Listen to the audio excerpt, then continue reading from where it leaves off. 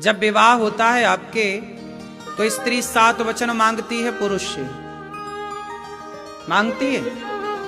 उन 7 वचन में पत्नी एक वचन ये भी तो कहती है कि आज के बाद हमारे अतिरिक्त आप किसी स्त्री को देखेंगे, आपसे बड़ी है तो आप माँ के रूप में देखेंगे, आपके बराबर की है तो आप उसे बहन के रूप में देखेंगे, और आपसे छोटी है तो आप उसे पुत्री के, बेटी के भाव से देखेंगे।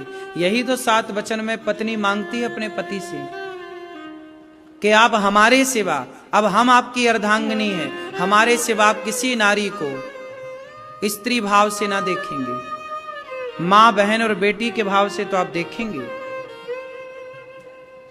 यही तो मांगती है।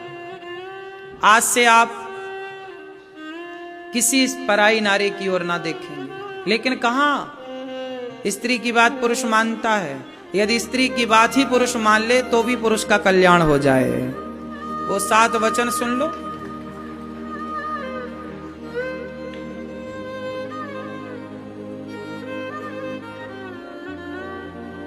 उन 7 वचन में स्त्री ये भी कहती है अपने पति से, क्यों मैया, तुम महिलाओं को अपने अपने 7 वचन याद कर लेना चाहिए। स्त्री 7 वचन जब मंडप के नीचे पति से कहती है तो पत्नी ये भी तो कहती है कि सबके सामने यदि मेरी गलती है, माना कि मैंने कोई गलती की, माना कि पत्नी ने कोई गलती की, तो पत्नी की गलती भले है पर पुरुष को सबके सामने, उसकी सहेलियों के सामने या परिवार के अन्य सदस्यों के सामने कभी अपनी पत्नी को डांटना नहीं चाहिए। डांटना है तो अकेले में डांटो, समझाना है अकेले में समझाओ, भले गलती है पर 4 लोगों के बीच में आप अपनी पत्नी को अपमानित ना करें।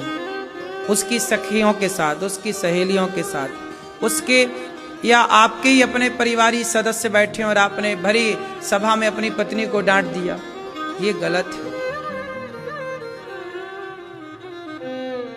4 लोगों के बीच में पत्नी का अपमान ना किया करो, क्योंकि पत्नी आपकी अर्धांगिनी है, उसका अपमान आपका ही अपमान माना जाएगा। हम पत्नी का सम्मान करेंगे तो हमारे आसपास के जो और लोग हैं परिवारी, वो भी हमारी पत्नी का आदर करेंगे। हम ही पत्नी का सम्मान नहीं करेंगे तो और लोग क्या करेंगे। सम्मान देने से सम्मान बढ़ता है। और ये 7 वचन में एक वचन है। पत्नी ने पहले वचन लिया था, फिर कहा था कि आप वचन मानो तो मैं आपकी वामांगनी बनूं, तो मैं आपकी अर्धांगिनी बनूं, वरना नहीं बनूं। तो आपने बोला यस, तब फिर आप काहे मुकुर